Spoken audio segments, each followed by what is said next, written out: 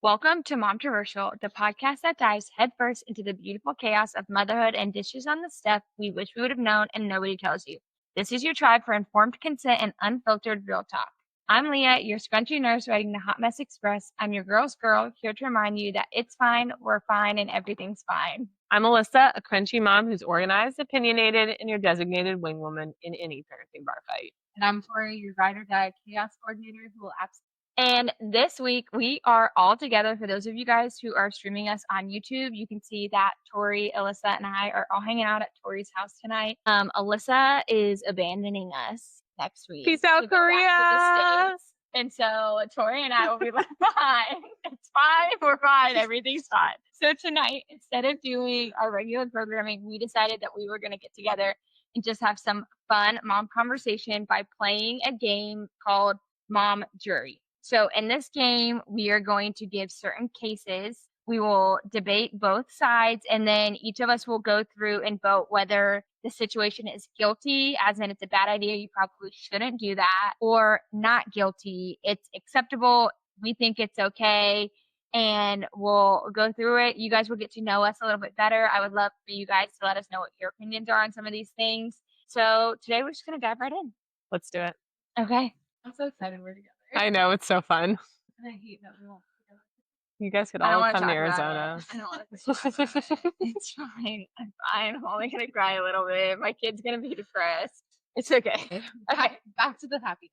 Back to the funny stuff. Okay. So our first mom jury case that we are bringing to the table, I'm gonna preface this is a sensitive topic for some people. But like, just Some people. it's not that deep. Okay, we're just having fun, and we don't hate you if Wait. your opinion is different than ours. That's absolutely But facts. but we have opinions. You hate us, please. So the first case we're bringing to court is bribing kids with candy or screen time to get them to behave in public. For example, let's say we're out to eat at dinner with our friends. Bribing kids with candy or a phone to get them to behave so that way you can finish your dinner. Guilty or not guilty, and you have to tell us why. Alyssa, why don't you start us off with your opinions? Okay, I'm going to give you my opinion, and it's actually influenced by you, Leah. So I'm going to say guilty because A, we don't like to do a lot of candy, and B, we do next to no screen time. So those just aren't really options for me. But Leah here brings a little backpack of cars and little easy toys everywhere we go. And she just pulls them out. And she has little games with them, or everyone just gets to pick a car and play with it. And I have started letting the girls bring a toy with them to dinner when we go out to eat, especially right now while we're like in the middle of PCS, like all we do is go out to eat. They just play with their car and they sit there. Yeah. And it's fine. And we take the car away for dinner time and they need to eat, but once they're done, they can have it back. Tonight, Reagan brought her dolly, and it has been so like they're not allowed to bring toys anywhere pretty much. Like toys stay at home, Lovey stay at home, everything stays at home. So to get to bring it out to dinner where it is hard for a toddler to just sit while everyone else is just chatting and hanging out. That has been a total game changer for me. So congrats. You're awesome. Super up for that. Wow. Okay. Are you good? Are you okay? I mean, I'm so Oh. I have been both parents. Not candy. I'm real big on. I'm okay with good candy, no dyes or whatever. But I kind of believe that age appropriately, kids should learn how to behave in public. But also, I understand that they're not always going to behave in public because they're kids, and that's just their development, and that's really normal. So, we let the kids bring stuff to dinner too. I only do screens for long drives or traveling or something like that, or doctor's appointments. Like if I absolutely have to have the kids like quiet, occupied, can't be screaming, jumping off the walls, whatever, then I will do that. But we don't have regular tablets, we frog tablets, so it's 100% learning. I mean, like from emotions to your vowels and everything in between. It's like I don't have to worry about the content. Right. That's So, nice. Thanks, Mom, for getting those for the good services. Because we used to have Amazon tablets, and it's a little bit more like it. So I feel good about our screen time because I do limit it. Even the But good stuff is limited. Even the good stuff. Yeah. Because I just think in general you don't need it. Yeah. It's not. Yeah. It's not needed. I don't think it's good to let kids like become reliant on it. Yeah. It is a teaching moment for the kids and the parents, I think. Like, you have to learn how to deal with a situation, or maybe you're just not, like, as a family ready to put yourself in the situation yet. Or maybe it's just time to go home. Like, So true. Like, that sucks. Honestly, Yeah. like, let's just be real. Like, that sucks. Yeah. You want to go home from dinner with your friends. You not be able to stay out and do whatever you want to do. But I think the more repetition that you have with the toys and like that kind of thing, like, the easier it gets. And then the expectation, if you never set the expectation that they're going to get the screen time, then it's not a question. It's not even an issue. Yeah. At that point. So yeah, that's what I was gonna say too. So for our family, Declan has never. He's 2.5. He's never been allowed to have in public. Like never. I think the first time I ever even showed him TV, like he ever watched something, was literally after Ella was born. During those first couple weeks postpartum, and I quickly regretted that decision. Anyways, but he's never in public been able to like to have anything, and so we have taken him out to eat since he was a baby. Like if we've wanted to go out to eat, we used to not go a ton, but if we wanted to go somewhere, like we just went somewhere, and so he just got used to going out. And then as we've like gotten older and he's like gotten into toys, then I started the backpack thing to just have like 1 or 2 toys for him to be able to have. So then it's like he can sit and play with his cars on a table or on his chair or whatever. And he knows like this is dinner time. And he's literally at this point where he sees when we're done, he said, okay, like mommy go play now. Let's go. There we go. But he has this like awareness versus like, because he's never had that expectation, he like knows how to go out. But I will like caveat and say with times that he is exhausted, going through a growth spurt, like just mentally not there, it has challenged me to be more aware of what my kids' needs are and to understand him and understand that he's a child, so he can't uphold the same adult expectations that we have. But I firmly believe if you start having that as an expectation, they will learn to expect it.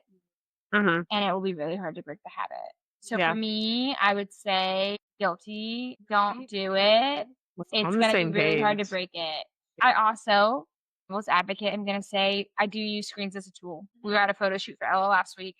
There wasn't an agent there. I had to take him with me because I couldn't get a sitter because I didn't want to put him on my friends. And I did bust out Cars. And he had the best time. The movie Cars, sorry. Yes, I busted out the movie Cars as his favorite. And he had the best time getting to watch it because he doesn't usually get to watch TV. So for him, even though we were at Ella's photo shoot, which isn't like exciting for a 2-year-old, he was like having a blast because he was getting to watch Cars and he never gets to watch Cars. Yeah. And then he'd come pop in and like check in with me and be like, Mommy, it's Mac. And I'd be like, oh my gosh, hey Mac. And then he'd go back to his little area where he was playing with his Mac toy while like watching and whatever. So I do think that there is a time and a place, but that's why I lean heavily on it is not regular in our house. So then when I do really need help or I need him to be still or I need him to be quiet and like it's just not going to happen. Like it actually works. Yeah. Well, also for that shoot, you were saying that they had Ella like literally on top of the table. So like 100% of your attention because of situation like he had to come with. So yeah. So I would say unanimously that's guilty for us. There you go. So that's how we feel. Guilt, but we still love you. Yeah. Even if you said not guilty, it's okay. Letting your kid skip their homework because you're just too exhausted to deal with the meltdown. Guilty or not guilty? Tori, we'll start with you because you have school-aged child. True. So, I kind of have a opinion about homework. I want to hear it. I don't think it should be done. Okay. Why? Well, for kids who actually go to school in person, and like we're talking about like traditional. Yeah. Like they have how many hours of instruction? 6, 7, 8 hours. Why are we now having 2-3 hours of homework at home? I'm so here for this. They don't actually get 6, 7, or 8 hours of true instruction. They're just there. So revamp it. Well, Oh, as the homeschooler, I am so here for this conversation right now. I firmly believe that you know, my kids so far have not been to any sort of traditional schooling. And I know as a homeschool mom, I absolutely would not be assigning Yeah. homework. So for me, it's going to be a not guilty because homework doesn't have. When you get older and you're having to like write essays or something like that, I can Mhm. understand like assignments, like Mhm. big assignment, learning how to write a research paper or like something like that. Yeah. But like just this like petty little like reinforcement homework that they really should have been doing at school, absolutely not guilty. Yeah. I would agree with that one. I mean, sometimes you just don't want to deal with a meltdown. And this is just like in life in general because my kids aren't school aged yet, but you have to weigh the benefits versus the consequence. Mhm. And there are certain days where the benefit of getting the homework done doesn't outweigh the consequence of what is it doing to your mental health. But coming from a background of my whole family's educators, like my mom works for a school district, my dad's an assistant principal, my sister's a teacher, my brother's not. But then there's me. So like I have seen all of the brokenness in the school system. I understand that some people don't have a choice. That you just have to put your kids in public school. I know we all think that there are ways that you could do public school better, but I also know that it's not black and white. There's a lot of, and I don't think it's ever truly going to be fixed. So as a family, you just have to weigh your pros and cons. But I think having a bunch of homework is stupid because that means that you didn't get to spend enough time on it in school, that you're having to send them home to continue to spend time on it. Yeah. Like What's the point? Yeah. what's the point of going Let if they're them gonna have to do all of their learning at home? correct. Yeah. And I think learning should be more play based until at least the age 7 or 8. And that's because I read this book. It's called The Happiest People in the World. I think is what it's called. And I don't know. I it talks believe about you. a study, and I believe it's Switzerland. Don't misquote me if I was wrong, or don't come at me.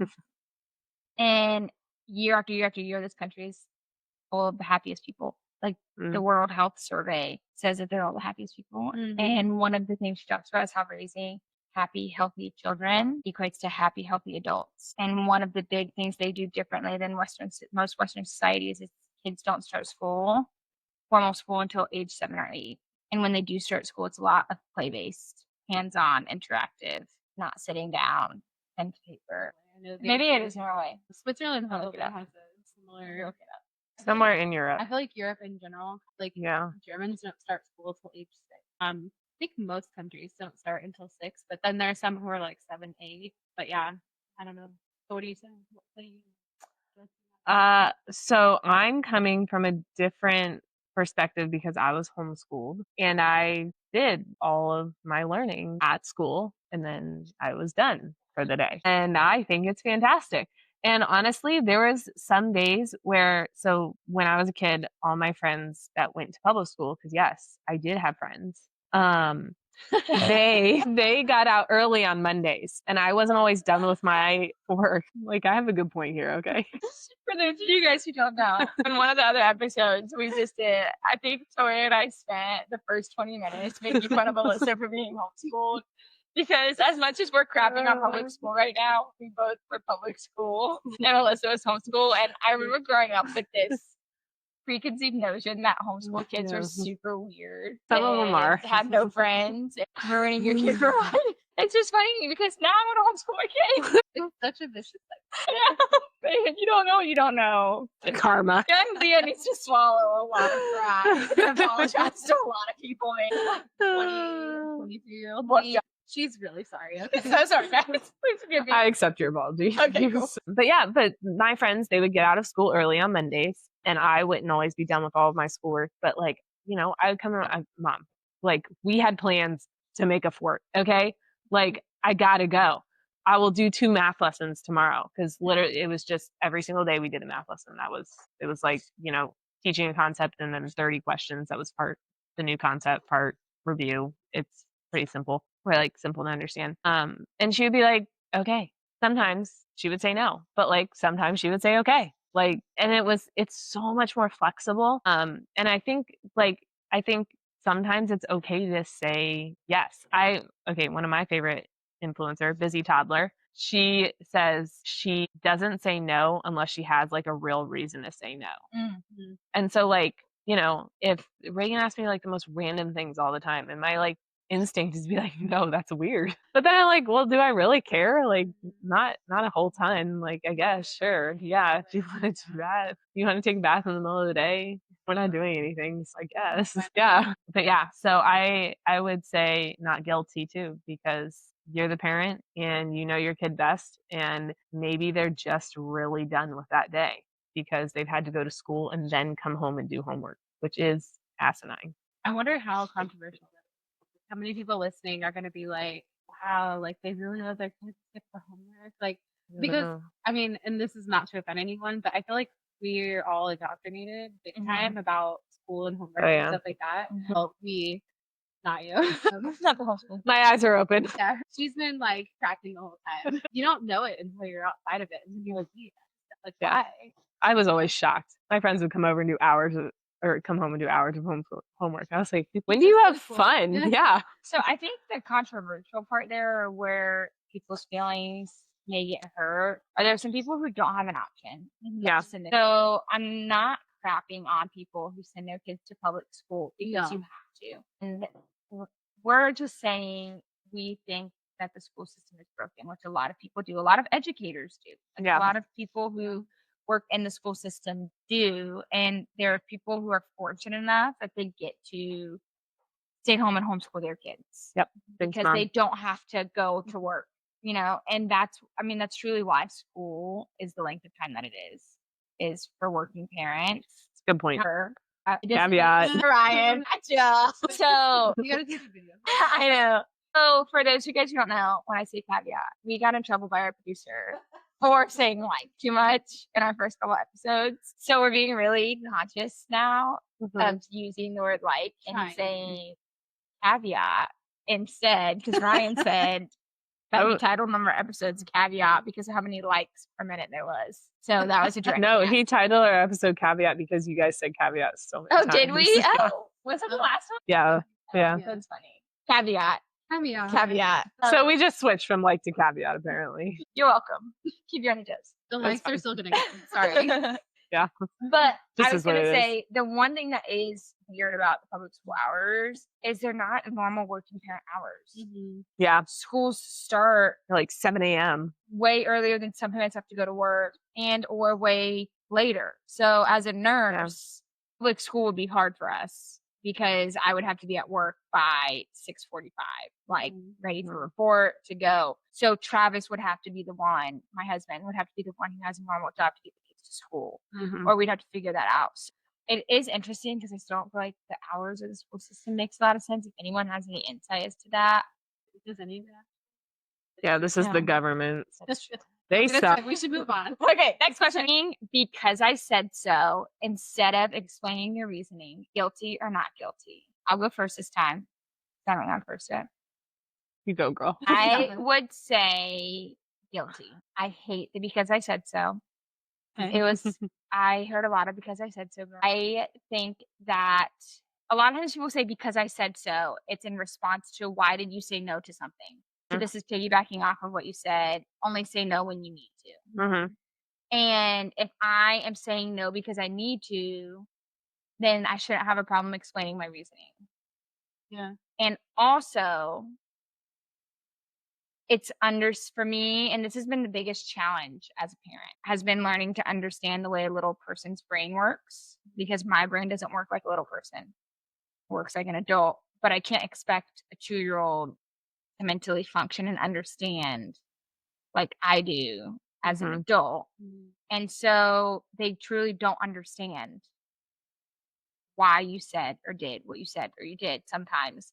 And so if I'm really saying no, I'm comfortable explaining my reasoning. And or I try really hard to not say no. Even things like definitely wakes up first thing in the morning.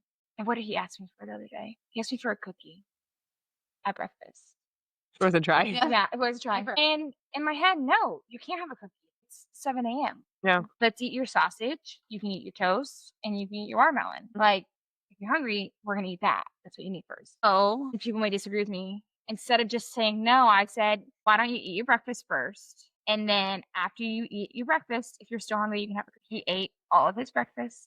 He didn't want his cookie after that because he was full. He was just asking me for a cookie because he's hungry and he's like his mom. He's addicted to sugar. He wanted something sweet. But your practice willpower and self-control. So for me, I would say guilty, because if you're truly saying no to something, you shouldn't have a problem explaining your reasoning. I agree with that. However, I will say I do say because I said so, but not always because I'm not perfect, but I do my best to explain myself before, like, it's not my first read. It's not my first response. It's like my third or fourth or fifth response to the same question after I've explained myself. And so, like, if Reagan's like, I want to go down the slides at the pool and we're not in the slide area. I'm like, no, we can't go down the slides of the pool right now because I need to stay with KK and, there's only one of me. I can't watch you and KK at the same time when you're at the slides. She goes, but mommy, I want to go on the slides. I'm like, I know. We can set a timer or whatever we do. And she goes, mommy, why can't I go on the slides? I'm like, because that's what mommy decided, because I said so. Like, I told you why. I explained my reasoning. You're asking over and over and over. And then it usually gets into a thing of like, mommy told you why. Okay. And so now you just need to listen to mommy. And, usually I set a timer. We'll go over in 5 minutes, and I'll just hold KK the entire time while you slide. But that's not fun for KK. So we have to split time, that kind of thing. So I do say because I said so, but I try not to just immediately like, that's my first answer to your first question type thing. Are you guilty or not? I guess guilty because it says instead of explaining your reasoning, and I try to explain my reasoning at least the first or second time.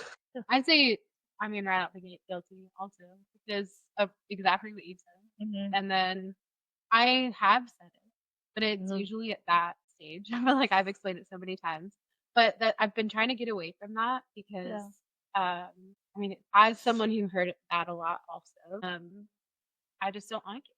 I feel like why is one of the most important questions and answers in life, period. Like, and so understanding things is like really important. So something I'll say now, instead of saying like, no, I said we can't do it or blah, blah, blah, I'll say, what my answer is and it's not going to change. This helps with a little bit older kids. Something that might help with Reagan is like, I heard that you want to go to the slide. We're going to go in 5 minutes. Yeah. Like that sort of thing. Like the validating and then holding the boundary. But yeah, something that does, usually my kids lose interest because they're like, oh, this is like a verbal banter, like back and forth. Like, oh, can I go? Like, why? Because you can't, for whatever reason. But yeah, usually I just default to, what my answer is and you know why. It's not going to change. You can keep asking me, but it's not going to change. Yeah. And then they lose interest and they're like, oh, like Darn. that's like holding the boundary, you hold the boundary. Yeah. I would say also, I don't think just inherently saying because I said so. The only would be like if it's like a really dire safety situation or something like that. But I also think like that's just like a less than 1% sort of thing, We are working on that, like the safety. Like I'm trying to work on like listening the first time. And the other day she did ask me why or something when I was telling her to get out of the road or something. I was like, no, you listen first. Then you are welcome to ask me why, but you listen first. Like, it matters period. of safety. We're not going to sit in the middle of the road and explain it. Yeah. You're just going to get out of the road first. Yeah, for sure. I've noticed with Declan, I try really hard to not say no. I don't want no to come out of my mouth unless it is life or death, safety related. Because then when I do say it, it'll be like really like, oh. Yeah. For example, something I think back to as an example is there was one day, this wasn't recent, like within the last 6 months. He got in his little helper. He opened up the silverware drawer. He got out a butter knife. And homie wanted to turn around in my house with a butter knife. And when I turned around and I saw it, I looked at him and I said, Declan, no. And he stopped. He looked at me. And he went and dropped it. Yeah. Sat down. There we go. He's not perfect, but because he doesn't hear it when it does come out of my mouth, he's like, so I try to do what you said, where instead of, I try to validate, like, I heard you. Mm-hmm. We can do it at this point in time, rather than it becoming we're fighting boundaries, because kids are supposed to push boundaries. That's how they learn how the world works. And they feel safe when you hold said boundaries. But to be able to do that without having to have the banter go into it. Yeah. I heard that you want your cookie. You can have your cookie after this, or you can have your cookie at lunchtime. And if you still want it at that point in time, I'm not signing a contractual obligation, anything like that. So it does require me to be more aware of how I respond and take a second and pause. Yeah. But it takes a lot of practice. But obviously, like, really rewarding in moments. When I'm a better running around the house with them. Nice. Don't kill your sister. All right, so we got 3 guilty. All right. I love how unanimous we've been so far. It's true. It's Like, impressive. Slightly different on the core of it. I mean, this is probably gonna sound like, but I feel like we're all very well informed. Like, we read a lot of studies. We're like so smart. So smart. I just mean, like, we're like, look for evidence-based information. Like, you know, we're also willing to be wrong. Yeah. Which my opinions have changed. If you would have asked me, you know, a year ago how I viewed some of these things, I probably would have had a different opinion. But as I've had kids and met other people and had conversations like this and seen examples of what I like and don't like and parenting styles and family dynamics, my opinions have changed and evolved. But I'm also a nerd. And I don't ever try to figure things out on my own. I always read a book of somebody else who has much more experience in it than I do. Yeah. And then take that and then create my own. Yeah. Yeah. Well, because every kid is so different. Yeah. Yeah. And raising kids as individuals, I think, is not a new concept, but I just feel like I don't want to put a blanket statement, but I feel like, you know, when we were growing up, it was like every kid, like your parents. Kind of is an old new concept. Your parents like raised the house. Yes. In a way. Yeah. It wasn't like, you know, Timmy is, you know, really like this, and so we need to do this with him. And they're like this, and so we need to do like this with her. I would agree. It was more like, oh, this is my parenting style. Yeah.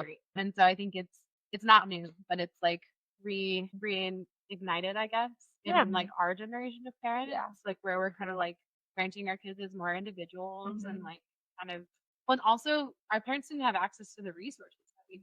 True. We can literally pick this up and be like, hey, Google, like, what is my kid doing? How can I stop a tantrum? How can I whatever? Like, in 5 seconds. Yeah. My mom had to go to the library and check out a book and hope that the author was. But because our parents also couldn't pick it up and do this, there wasn't the comparison the same way that there is now that adds all the mom guilt, and where it stems from is this. Yeah. Like, okay, we are so off topic and we have to keep moving.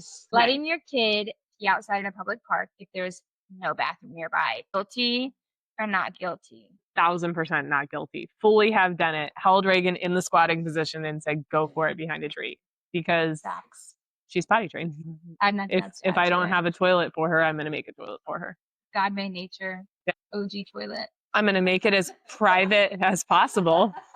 That feels a little. I mean, before plumbing was a thing, people just went outside. Leaves OG toilet paper. Okay, so this is a really funny story. My neighbor, who I love to death, Ashley, if you're listening to this, her husband's a CRNA, and their kids went hiking the other day, and where they left, and Charlie got a nosebleed, and Tim tried to grab a leaf and put it in Charlie's nose to stop the bleeding, and everyone was like, what are you doing? And Tim's like, it'll tamponade the arteries. It'll be fine. It'll stop the bleeding. And I was like, wow, okay. And he probably knows. So funny. You made me think of that with the toilet paper. Which is, I mean, it is. It is. It really is. So that's why I'm following it. My parents used to pull over on the interstate. Oh, yeah. To pee, and there was no rest stop. Dad used to pull over, and I would literally go in the woods. We had a thing of toilet paper in the van with our little like trash bag. Now we have a car potty. But yeah. We've evolved. Same diff. Yeah. But also, as parents of older kids, you're not like rolling around in the car. Our car potty is my favorite thing in my car, honestly. That's the greatest thing ever. See, Declan's a boy. So we literally did this. It's true. Must be nice. Friday, I pulled over. I opened both doors, held up a towel, and said, okay, go pee. Must be nice. Yeah. So I would say not guilty, because especially with freshly potty trained kids too. Yeah. If they need to go, you need to respect their dignity enough to make it happen so they can go. Also, All right. Perfect. All right. Where was the next one? Do we want to get in? So here's another one. Maybe we can briefly do this one. Yeah. Okay. We'll just do it real. No, we're just going to do it real fast. We're gonna have a whole episode on this topic. 30 seconds each. Okay. Go. Using tablets or TV as an unpaid babysitter so you can have peace. Guilty. It's not beneficial to anyone. It's just not. That's my short answer. So I used to do this when my kids were younger, and I was just like a frazzled, crazy, whatever. Like I felt like I just so strung out. I needed like just 5 minutes. I put on Cocoa Melon. Yeah, Cocoa Melon. crack. It's literally they designed Cocoa Melon to like Melt your brain. Melt your kid's brain. Like it's terrible. But my kids used to be Cocoa Melon. It took a lot to get out of the habit, but now we're not in the habit. I mean, it's been years, but I used to be an European, but out of like girl survival, which is what we're talking about. Like, is it a parental survival thing, or is it just unacceptable? This is where your village comes in, though. Ask for help. That's what I did. I was like talking to friends. I was like, because I knew that I didn't want to do it, but I just didn't know how to not. Well, such a thing. Like, and kids that aren't addicted to screens know how to play on their own. If they don't, they're easier to teach to play on their own. So you will get that moment of peace. It's just harder to come by, and you do have to put in the effort, and it is an effort, but it is a better effort. So guilty is my answer. I would say guilty as well. And I'll get into all my thoughts and feelings on this when we we're gonna do a screens episode. I would say guilty as well. And my reasoning is it's okay for kids to be bored. Yep. And my other empathetic side of me is I understand why, as moms, a lot of moms result to that because there is this pressure to do everything for your kid. There is this pressure to entertain your kid, to teach your kid, to do everything at the sacrifice of yourself. And that's not sustainable. But I took this course. It's called Raise Wildflowers. I'll talk about it. I love it. Swear by it, live by it, die by it. It is hard once you've instilled bad habits in your kids to break them, to teach them to play independently. From day one, when a baby is born, we do not have to entertain them. The world is entertaining to them. But society and marketing and consumerism pushes that you need this little baby play mat that has the lights and the sounds and the things to entertain them. You need these toys. You need this. You need that. When really you don't. And they just need you nearby. Like, they don't need you doing it for them. They just need you nearby. And the reason why I feel really, really passionate about this is because I've seen the distinct difference between Declan and Ella. And Declan is my kid who I did everything for and felt like I needed to do everything for. And every moment he was awake, I needed to be there and I needed to be present. And I needed to entertain him. And Ella is my kid where I've just let her do what God designed her to do. And she is so independent. And as long as I'm near, she'll come check in. She'll crawl. She'll go explore. What is secure attachment? Love it. And I'm still working on fixing some of the things that I know I didn't do great for Declan. But yeah, it is, I would say guilty, but I understand why people do it. Yeah. At the same it's time. hard. No one's saying it's not hard. Yeah. But it is a bad habit. It's worse for you in the long run. It will hurt you more. It'll hurt your kids more. It'll hurt your kids more. Like, that's really where it. Yeah. And if you guys have specific questions on our thoughts, feelings, or resources, especially when it comes to like screens or whatever, I'd love for you guys to drop them in the comments wherever you're watching this. So when we get to that episode where we talk about it, we can explicitly answer those for you. Yeah. So one last little caveat about that is I think like parents a lot of times don't know how damaging the shows are. No, like literally no Cocomelon idea. And Little Baby Bum and stuff like that. You're like, oh, they're nursery rhymes, they're counting. Like you're like, oh, my kid's learning something. Like, I don't know. Yeah. They're really not. This one's interesting because we all don't have any firsthand experience on it, except for being an older kid. Do you want to skip it then? No, I think because I want to talk about it. Okay. Or I'm just interested in what everyone thinks. Snooping on your older kids' text messages or social media accounts for their own safety. I'll go first because I feel very passionate. I will be that parent with the app on my phone that controls my kid's phone and that can see their text messages. And I will do this and know all their passwords because I was that kid. who rebelled and did things she wasn't supposed to and got in trouble because of the trust given to me. However, so I think that's not guilty. I think if you are trying to make sure your kid isn't doing things that they're not supposed to be doing, I think that it's okay. I will also say my goal, even though I still believe I will be that mom right now, my oldest is 2.5, is to raise my kids in a way, though, where we foster honesty and conversation in our house, that you don't have to have anything from me, so we can have the hard conversations. And I don't know how I'm going to handle it yet, but it's going to involve a transparency on my end as a parent, because a big thing I struggled with growing up was feeling like I wasn't understood. You know, how could your parents understand the way you're feeling about this boy that you really want to date? But they're saying no, because what's the point in dating when you're 13? You just don't know my heart, okay? You know, and I really want to be able to be transparent enough to where I do understand where you're coming from. And the reason why X, Y, and Z is not okay is because I have been there and I've made those mistakes, and I'm trying to protect you. The same thing. Well, and to be fair to our parents, that was exactly what they were thinking. Yeah. They just didn't share it with us. Yes, Yeah. exactly. Yeah. And my parents even said, because I want you to say for it's not good for you or whatever, but I didn't have the personal anecdotes, and I'm an anecdote gal. Like, I learn best with I want to stories. connect. Yeah. Connect with me and tell me how you connect with this Yes. and me in my current Yeah. situation. But I will totally be that parent, and we're gonna have the beep beep beep beep beep beep anytime anything opens. So you're not getting out of the house without me hearing it. I bet. Because I snuck out windows and I was that kid. So for me, you're not guilty. You do what you gotta do, boo. Yeah, also not guilty. I'm going to be the mom whose kid doesn't have any of that stuff for a very long time. I'll give them a very, very basic phone when they start going places without me, and they will give it right back to me when they get home. It's a movement. It's called Wait Until 8th to even give a phone. And I love what they say. Just, there's just not really any reason. I can see you go to public school, you need to be in touch with your working parents, you get home, that kind of thing. But that's a phone call or a text message. There's no reason for a like a smartphone. There's just not. So yeah, my kids won't have the social media and that kind of stuff.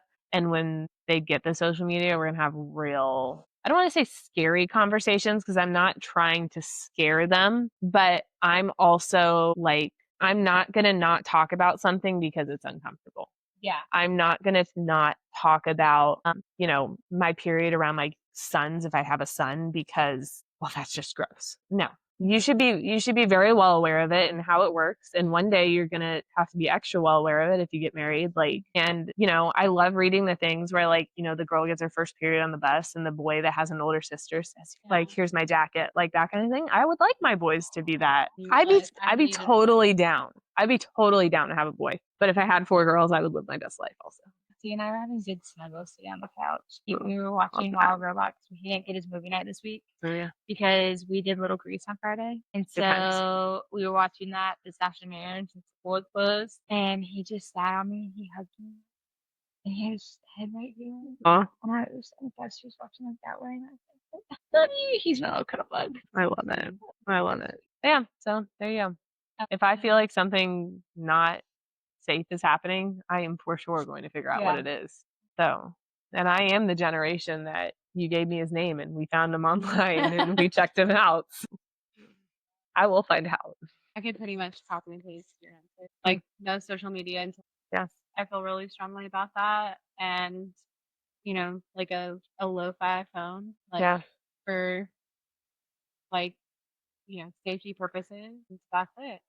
Because even with just phone and text, you can get into so much trouble still. Yeah. I mean, pictures. Yeah, pictures for sure. But I mean, I was in chat rooms at 8 years old talking to people I didn't even know. On MySpace in middle school when I was supposed to. Oh yeah. So I mean, I feel like the more access you give the kid because they're curious, because they're trying to figure it out, because they're and if there's even any inkling that you don't understand them or someone else doesn't understand them or something's going on with them that you don't know, you're gonna reach out to other people that are not you. And there's just gonna be a lot of and I agree about being transparent because I think, Yeah. I don't know, I just think transparency is really great. But there's Yeah. so much like predators and like things on the Mhm. internet that that kids need to understand. Like, just because someone says that they're somebody doesn't mean they are.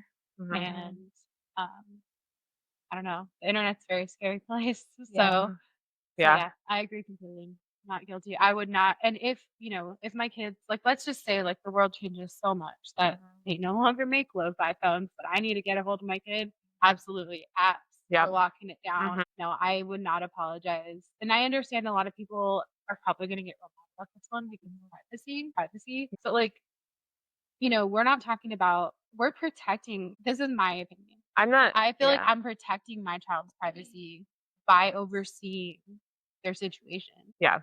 I'm not talking about checking to see if they're saying something mean about me on their phone. No, I'm talking about I'll probably was me. yeah. Fine. I'm talking about I found some indication that they were going to sneak out.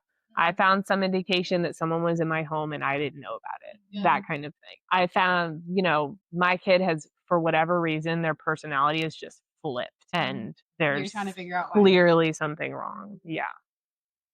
Okay. I feel like we have time for like one more. Are we like unanimous on every single one? Yeah. Because this is why we're doing a podcast together, I guess. We click. Okay, the rest of our questions, is there one of these that we think that maybe we'll just, I think we should pick that one. Maybe number 2. So we're going to do the last one that we have here. Guilty or not guilty. Letting your toddler cry it out, even if they're calling for you by name. So I also think we should define, what are we letting them cry it out about? Are we putting them down to go to sleep and they're crying, mommy, mommy, mommy? Or is it like you put them in timeout or they got in trouble for something? Give us your and they're thoughts. crying. Pick 1, pick 2, pick 3. Well, dog. I'd say bedtime. Okay. Like the most Yeah. That's what I was gonna common- say. most When I common, hear yeah. the word crying it out, Mm-hmm. I'm thinking of bedtime. So I'm thinking of putting Declan down, crying, which he does every single night. And what we do. So to me, it's not guilty, regardless of if you do what I do. So I know that I think Tori and I are gonna disagree on it. But to me, it's not guilty if you know that their basic needs are met.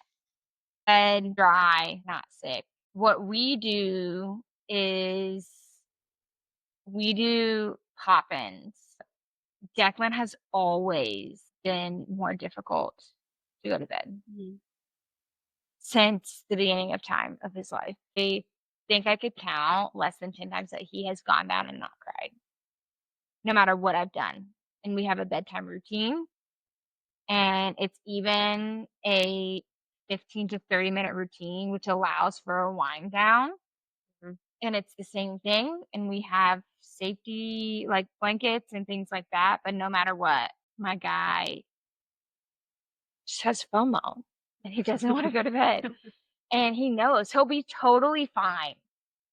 Even when you turn off the light, it's when you leave and then you shut the door that he's like, wait a minute. These punks just left me in here. And then he'll cry. And so we'll do a pop in and we'll pop in and just be like, shh. And then we'll leave. And then if he's still crying in 5 minutes, we'll do another pop in. And so we'll do that until he's done crying. But we don't go in there and pick him up. I don't hold him. I don't sit by him. If he needs me, I come in with that timer and then I leave until he goes to sleep. So for me, I technically think not guilty as long as their basic needs are met, because that's a boundary. It's bedtime. Just because you don't want to go down doesn't mean that I'm not gonna uphold that boundary because you need rest. Yeah. Well, I think it's specifically like toddler. Okay. My toddler, my 1-year-old, which is weird because KK feels like she should be like not 1 still. She but feels she like is. she should be Yeah, like, I no. picture her as if she's like 2, almost 3, not 1, almost 2. Yeah. Yeah. That's wild. So, but KK, my 1-year-old and my 3-year-old Reagan, they both fully understand what bedtime is. They have experienced bedtime enough times as a like sentient human being that they know exactly what's going to happen. They know, we have a little light. They know that they are going to go to sleep. They're going to wake up, their light is going to turn yellow, and then it will turn green, and then I will come get them every single time, every single day, whether it's nap time or bedtime. So on that note, though, they don't cry or anything generally when they go to bed. They're easy. So if they are crying, I will go in, I will check in, I will say, why are you crying? Now, that doesn't change that they have to go to bed, though. Like, they're crying because they can't find Lammy. Okay, here's Lammy. Good night. I love you. So yes, I will let them cry, but I'll check on them. I'm not just going to close the door for the night. They're going to randomly start crying and I'm just going to ignore it because they don't usually do that. So usually they have a reason. Sometimes they don't. Sometimes they're just being toddlers. But if that's the case, then I say, okay, you're safe. I will see you in the morning. I tell her, I'll see you when your light turns green. Then I leave. And maybe I'll pop in again depending on how it's going. But yeah, crying is not like an evil thing. So I'm just that's how I stuck on feel. the fact that you used the word sentient. Did I use it wrong? I don't even know the true I think I definition used of it right. sentient. Like they're aware. Okay, I didn't. Present, like I was just impressed because it's such a good Homeschooled? word. And I'm over here. Listen, I also read Colonel as Colonel until I was like 13 years old because I just read to myself. So That's it's fine. At least you read. Hors d'oeuvres, that one tripped me up for a long time. I read. My favorite is when you're reading a book and that is the audiobook, especially with names. Yeah, And then I'm like, it's wrong. that's like, not how I pronounced it. Yeah. Oh yeah, no, It's Manon. Manon. Sorry. Rysand. It's Rysand. It's Reese, but it's Rysand. Yeah. Anyways. I think inherently letting them cry it out is just not. I think it is emotional, like not manipulation, but like it hurts them to just leave your kid to cry. Like science proof. I think it's absolute fact. But so When you say that, what do you mean? Leave your kid to cry. like true cry it out. Like you put them to bed and you saw them in 12 hours, no matter if they cried or not. Got you. That breaks my heart. That's awful. But see, the thing, like this question, like letting your toddler cry it out, we're not letting our kids cry it out. It's true. Like, so I think we're allowing our kids to cry. We're allowed, yeah, because crying is how they communicate. Yeah. But, I think we're, again, all on the same page. We all have bedtime routines. Our kids do the same crap every single night. Like, so when they are crying, then you kind of know, like, okay, they must have an and you figure it out. Or in Declan and Charlie's case, these dudes just don't want to freaking sleep. Charlie finally, at 16 months, is like, he still cries like for like a minute, maybe two. But I don't go in. If it's longer than 10 minutes, I go in. Yeah. But that's like, now also it depends on the cry. Totally. If he wakes up in the middle of the night and he's just kind of like, I don't go in. Yeah. But like a couple nights ago, he woke up and he was like, Mama! And I am like immediately going sad because he is calling me by name. So if they are calling me by name, which doesn't happen often, I'm in there. Like I don't care. Not let me cry it out if you're calling. You know the cry. Yes. Yeah. Well, is it whining? Is it crying? Is it screaming? Is it scared? Is it annoyed? Now this could be like, so anybody can correct me if I'm wrong, and I'm happy to be wrong. But I feel like kids who like legitimately cry and like have these big bedtime issues don't have structure. They don't have boundaries. They don't have. I don't know. Where it's a big, huge issue. Like where it's instantly every single night. And so I think parents when they are having that issue, kind of like discover like, oh, I need a routine. When Charlie was born, I felt like he didn't have a routine for sometimes do it, and then you get stuck in this like ask me how I know. This is not judging. Get stuck in this non-routine of just like making it happen. Like, oh, we just gotta do whatever. But like, there's so much power in it. So much structure. There's so much comfort for kids. And so, I think I don't believe that any of us are not guilty on this because we're not actually. That's a good point. Guilty. Yeah. I don't know many people. I don't know many people who do just blatantly let them cry.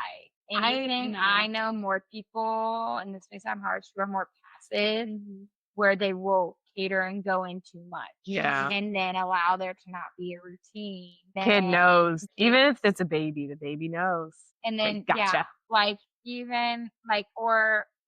then their kids 2 and doesn't nap anymore. but then she goes to bed at 9 p.m. and wakes up at 7 a.m. Or has a meltdown at 6 o'clock on the dot every day. And you're like, I don't know what it's about. I'm like, I know what it's about. Yeah. Pick me. If anything, I know. I know more people who are, I would say, are too passive. They don't allow enough organs to be built. Somebody said that to me the other day, and I was like, that was, and it was Ashley, it was my neighbor. He watched Declan for us when we left. You know, like Travis and I went on a date, we haven't gone on a date in a month. Yeah, it was like 2 weeks ago, and Declan cried when I left. And he was like, Mama, crying. And of course, it broke my heart. Like, I'm a bad mom. I'm like, you can't, like, whatever. But she had said, he's going to be fine. He knows me. I love him. I got him. You're building resilience. We'll have a good date. And I was like, Yeah. I'm building resilience. Because you know he's going to be safe. Correct. And you know you will be back to get him. And somebody else said that too after Declan's accident when we were having sleeping issues. And it was a doctor. It was Dr. Black. And he said the same thing. You have to build some resilience in your child. They need to know that you're there and that you will be there if they truly need you. But they also need to build resiliency to be able to handle things on their own like that. And so, Love it. So I have to disagree. For what? First disagreement all episode. I'm just kidding. No, you said like even babies now. I firmly believe that babies, all of their needs are survived. So if they're crying, there's some sort of need, even if you don't know what it is. I'd say up to 12 months because they absolutely you're crucial and critical for their actual survival. So if they're crying, there's something, whether you know what it is or not. So maybe they just need to cuddle, but they can't communicate that because crying's their only way to communicate. I just think developmentally, 12 months and under, there's no such thing as because I agree with that. They would literally die without their human adult. So I disagree with that. But we could go into it on the sleep training episode because that's why I disagree with it. Okay. From my experience sleep training. Because I agree with you. I don't think that. I don't think they're intentional at all. Without realizing that's what it's doing. I don't think it's intentional at all. I do not think it's evil intent. I don't think it's sin intent. But I do think that if babies can learn one way, they can also learn the other way. So if I can teach my kid to sleep train, say, then they can also learn that if I cry, mommy comes. And it might not be, I'm going to cry so mommy comes, and I'm going to jack up this routine because of that. But if they can learn one way, they can learn the other way. And if you can teach them, if you can teach them and they have learned it, and then you backtrack a little bit for whatever reason, then, and they start, they'll take their inches and then they'll take their miles. And it's not evil or it's not bad, but that's actually going to suck. It was so freaking bad, dude, until he was 16 or 17 months old. He would have pockets here or there where he would sleep through the night, but nothing I did, no matter what anyone said, going in there didn't help. Not going in there didn't help. I did all the things. That it's interesting when you say that because my opinion now is different. With Ella, anytime she cried, I went in there. If it was more than the little, and if it was just the but it was more than a couple minutes or so, I still went in there. And she is almost 11 months old, which is insane. But she has started sleeping through the night now on her own without needing any training. So on the flip side, I only instilled habits with Reagan. I never actually sleep trained Reagan, and she slept 12 hours a night at 11 weeks old. I still I trust you because I know you're not a liar. But when people tell me that crap, I'm like, are you on crack? Are you hallucinating? There's no freaking way. I'm telling you, I woke her up from naps my kids. at 8 weeks old. At 6 weeks old, I woke her up from naps. She did not nap for longer than 2 hours, and it killed me some days. But I had the routine of all routines with Reagan. And I mostly had it with Kennedy, but we weren't able to move her to her own room, and that messed us up. KK was still 4 months old. Your sleep opinion, the light thing. So I'm really interested about that. I do love the light. But I still think that's insane. I just don't know how to do that. Either of my kids. I can't function without it. It's a halfway desperation. Cannot function. Okay, All right. so This was great. yeah, this was a lot of Yeah. fun. So if you guys enjoyed this episode, we'd love for you guys to let us know so we can do more episodes like this thrown in the mix with our regular programming. But if you guys have any unspoken truths that you wish you would have known, DM us on Instagram. We would love to share your story. We'd love to share that as a topic and episode to talk about. We've loved unpacking the wild unspoken sides of parenting with you today. We hope that we can still be friends. We would love to know your thoughts on any of this. If you've got a mom hack or secret that nobody shared, hit us up on Instagram with Momtroversal Podcast. We're also on YouTube. But until then, till the next time we see you, stay real, stay curious, and join us next week for some more bold mom. Until then, keep it Momtroversal. Bye.